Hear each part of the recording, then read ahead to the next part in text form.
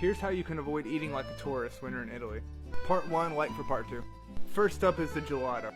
If you see these kinds of gelato with over-the-top displays, chances are it's not real gelato, especially with the colors that you don't find in nature.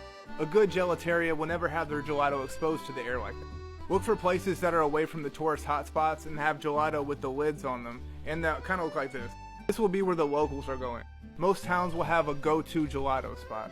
For example, if you're walking around and it looks like this, chances are you're not going to find a lot of good local spots. It's going to be well worth it to walk a couple blocks down. These are called high rent streets, and you will be very disappointed by your experience. Places that have signs that say "we speak English" or "no frozen foods" are places to avoid because these places are just for the tourists. You should find a spot that's all in Italian or in one language. When in Italy, the passion is to eat with the season and to always eat what's local.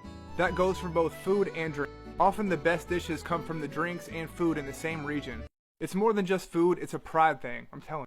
You can't really get the full experience of Italy if you don't try out something that maybe you wouldn't have tried out before. So try out something different. This is a zucchini flour pizza that I tried, one of the best I've ever had. Overall, with the food, you have to have a little spirit of adventure. And don't be intimidated by the language barrier in these local restaurants. Usually they'll help you out.